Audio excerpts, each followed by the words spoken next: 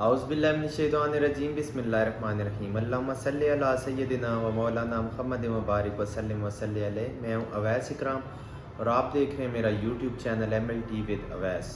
उम्मीद करता हूँ व्यूअर्स आप जहाँ भी होंगे खुश होंगे और खैरोफियत से होंगे।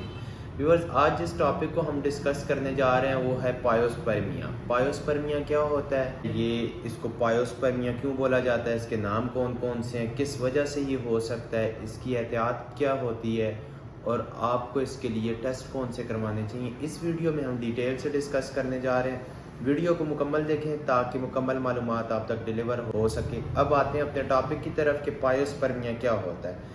पायोस्पर्मिया जब भी आप सीमन का टेस्ट करवाने जाते हैं, जब भी मर्द अपना स्पर्म का टेस्ट जो अपने मादे का टेस्ट करवाने के लिए जाता है, अगर तो उसमें पस सेल आ रही हो तो उसे पायोस्पर्मिया बोलते हैं, उसे लीकोस्पर्मिया भी बोलते हैं, लीकोसाइटोस्पर्मिया भी बोलते हैं। ये एक बहुत मेजर प्रॉब्लम होती है मर्द के लिए और बहुत ज़्यादा परेशानी वाली बात होती है, बहुत ज़्यादा परेशानी वाले लम्हात होते हैं जब भी कोई मर्द टेस्ट करवाने जाता है। तो मोस्टली लोगों के साथ ये बहुत एक अरसे से बीमारी मतलब चलती आ रही है, कोई 5 सालों से 6 सालों से।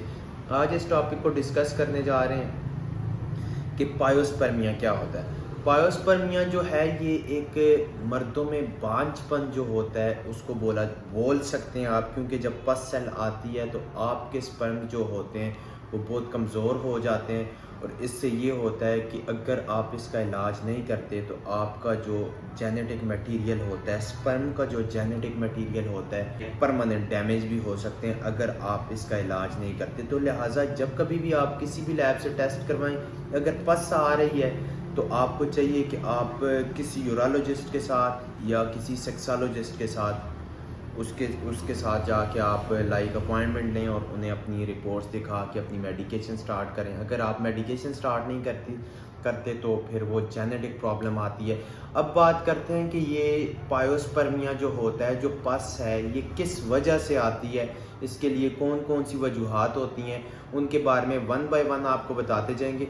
वीडियो को मुकम्मल देखें ताकि आपको इस बीमारी के मुताल्लिक़ आपको मुकम्मल मालूमात आप तक हो, ताकि आप अपनी बीमारी का एक प्रॉपर तरीके से किसी एक अच्छे कंसल्टेंट यूरोलॉजिस्ट से या सेक्सोलॉजिस्ट से अपना आप ट्रीटमेंट करवा सकें।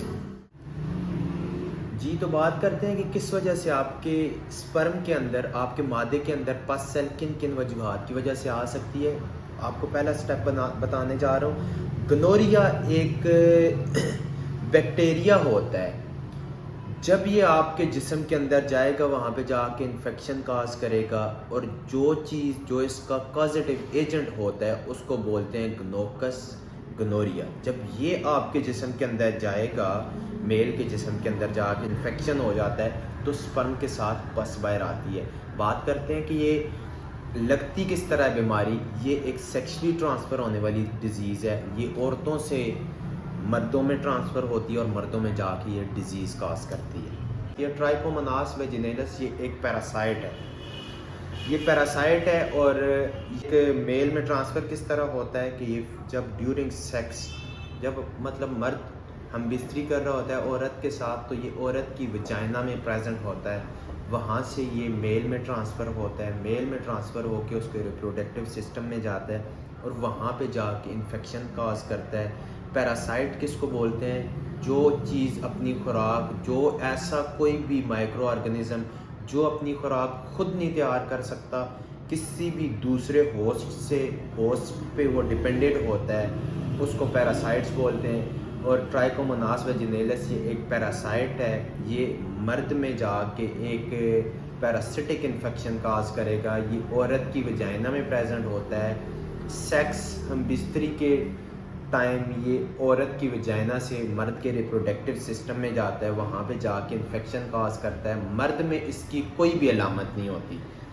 जब ये मर्द में चला जाता है तो मर्द में इसकी कोई अलामत नहीं होती, लेकिन जब ये औरतों में होता है तो इसकी अलामत ये होती हैं कि वो डिस्चार्ज हर वक्त होती रहती हैं। उसके अलावा जी दूसरा इसका पॉइंट ये होता है कि हर वक्त वो डिस्चार्ज होने के साथ साथ जो वो डिस्चार्ज हो रही होती हैं तो उनका जो वो लाइक मादा होता है उसकी एक फाउल सी स्मेल होती है, मतलब लाइक गंदी सी स्मेल होती है।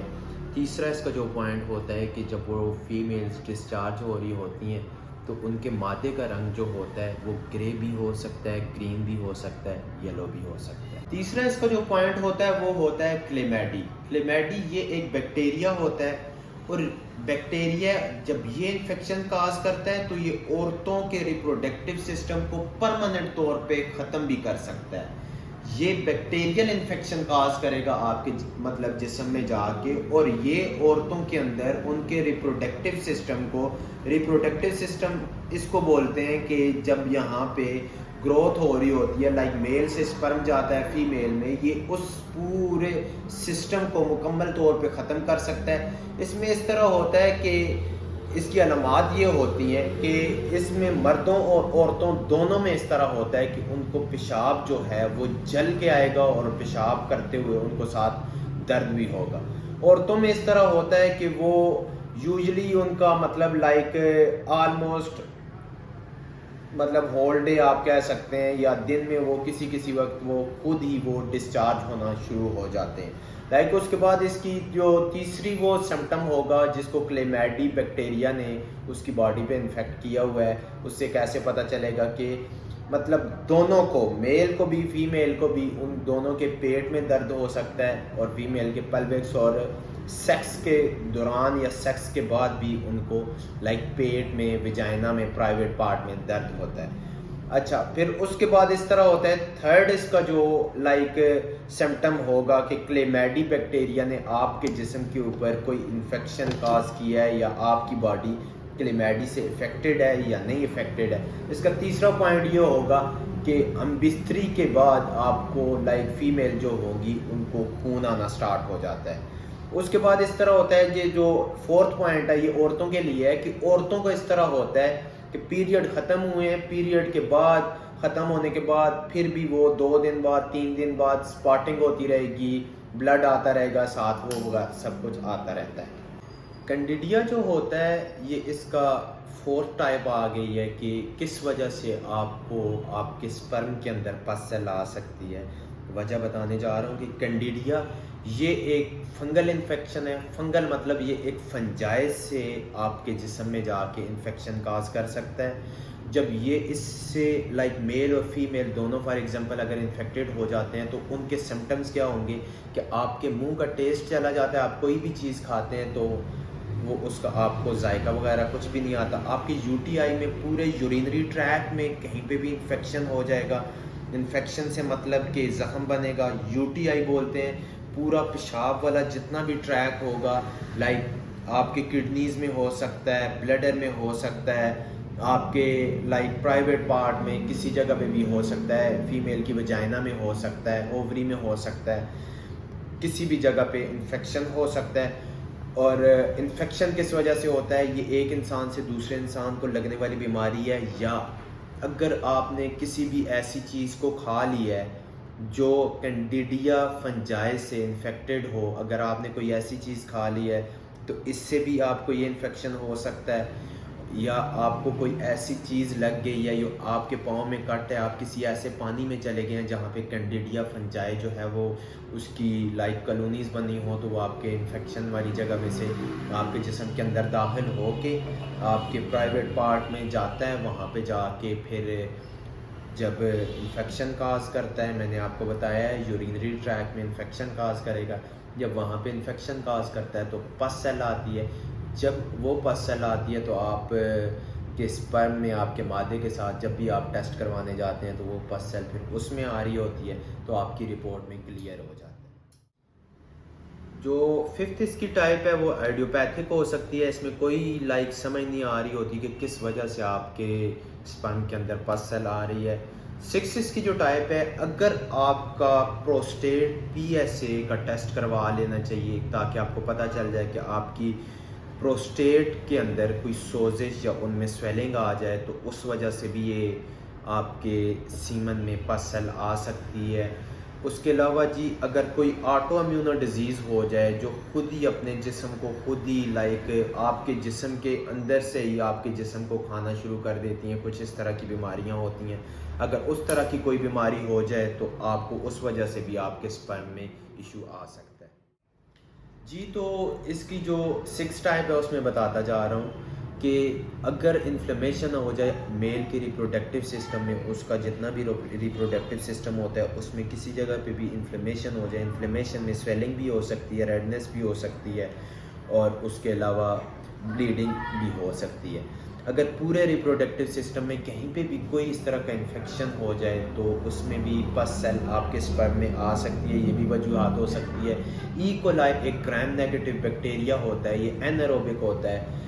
اینیروبک کا مطلب یہ ہوتا ہے کہ آکسیجن کی ایبسنس میں بھی یہ جو گروتھ کر سکتا ہے۔ یہ اینیروبک بیکٹیریا اگر یہ آپ کی باڈی میں چلا جائے تو اس وجہ سے بھی آپ کے سپرم کے اندر، آپ کے منی کے اندر، مادے کے اندر پس آ سکتی ہے۔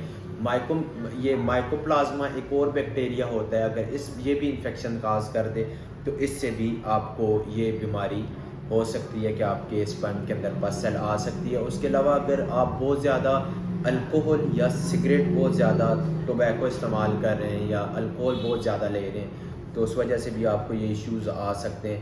اگر ہیپریز انفیکشن ہو جائیں، یہ ایک وائرس ہوتا ہے، اگر یہ آپ کے جسم میں جا کے کوئی انفیکشن کاز کر دے تو اس وجہ سے بھی آپ کے سپرم کے اندر پس سیل آ سکتی ہے۔ اب ویورز بات کرتے ہیں ٹیسٹوں کے بارے میں کہ اس کے لیے کون کون سے ٹیسٹ ریکمینڈ کیے جاتے ہیں۔ جو اس کے لیے ٹیسٹ ریکمینڈ کیے جاتے ہیں وہ ان میں یورین روٹین ایگزامینیشن ہوتا ہے کہ آپ روٹین میں جا کے ٹیسٹ کروا لیں کہ آپ کے یورینری ٹریک میں کہیں پہ کوئی انفیکشن وغیرہ تو نہیں ہوا ہوگا۔